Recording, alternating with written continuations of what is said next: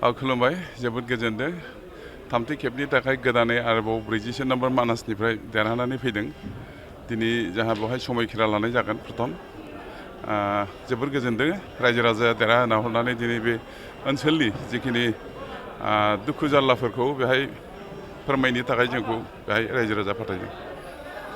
फैबाय थानाय समाव बियाबनि माबायदि जौगाथायनि खामानि मावगोन होनना सानो सारा? बे बियाबनि खामानिफोरखौ जोङो बिटिसिनि जा चिफ हाग्रामा महिलारि सार बिथांजों लोगोसे जोंनि MCLA जोंहा दिगन्त गयारि दं आरो EM जाहा बेगम आक्तार बायद' दं जों ज' सावरायगोन जोङो जोंनि समयसाफोरखौ बेनिफ्राय जेरै समाधान खालामनांगौ जोङो समाधान खालामनो नाजागोन।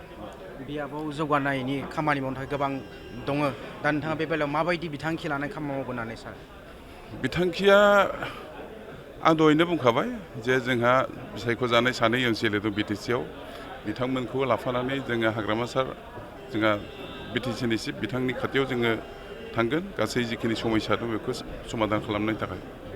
खुलुमबाय जोबोद गोजोनदों थामथि खेबनि थाखाय गोदानै आरोबाव 44 नम्बर मानासनिफ्राय देरहानानै फैदों दिनै जोंहा बेवहाय समायखिरा लानाय जागोन प्रथम जोबोद गोजोनदों रायजो राजाया देरहाहोना हरनानै दिनै बे ओनसोलनि जिखिनि दुखु जारलाफोरखौ बेहाय फोरमायनो थाखाय जोंखौ बेहाय रायजो राजा फाथायदों। फैबाय थानाय समाव बियाबनि माबायदि जौगाथायनि खामानि मावगोन होनना सानो सारा?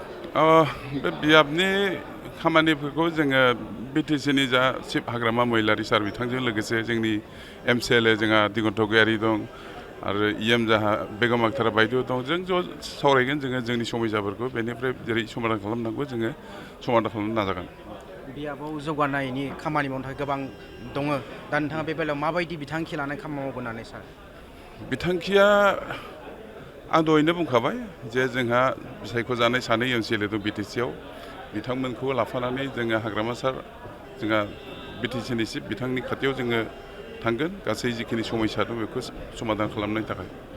खुलुमबाय जोबोद गोजोनदों थामथि खेबनि थाखाय गोदानै आरोबाव 44 नम्बर मानासनिफ्राय देरहानानै फैदों दिनै जोंहा बेवहाय समायखिरा लानाय जागोन प्रथम जोबोद गोजोनदों रायजो राजाया देरहाहोना हरनानै दिनै बे ओनसोलनि जिखिनि दुखु जारलाफोरखौ बेहाय फोरमायनो थाखाय जोंखौ बेहाय रायजो राजा फाथायदों।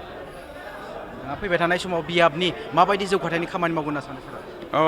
बे बियाबनि खामानिफोरखौ जोङो बिटिसिनि जा चिफ हाग्रामा महिलारि सार बिथांजों लोगोसे जोंनि MCLA जोंहा दिगन्त गयारि दं आरो EM जाहा बेगम आक्तार बायद' दं जों ज' सावरायगोन जोङो जोंनि समयसाफोरखौ बेनिफ्राय जेरै समाधान खालामनांगौ जोङो समाधान खालामनो नाजागोन। बियाबाव जौगानायनि खामानि मावनो थाखाय गोबां दङ दा नोंथाङा बे बेलायाव माबायदि बिथांखि लानानै खामानि मावगोन होननानै सानो? बिथांखिया आं दहायनो बुंखाबाय जे जोंहा सायख'जानाय सानै MCLA दं BTCआव बिथांमोनखौ लाफानानै जोङो हाग्रामा सार जोंहा BTCनि चिफ बिथांनि खाथियाव जोङो थांगोन गासै जिखिनि समयसा दं बेखौ समाधान खालामनायनि थाखाय।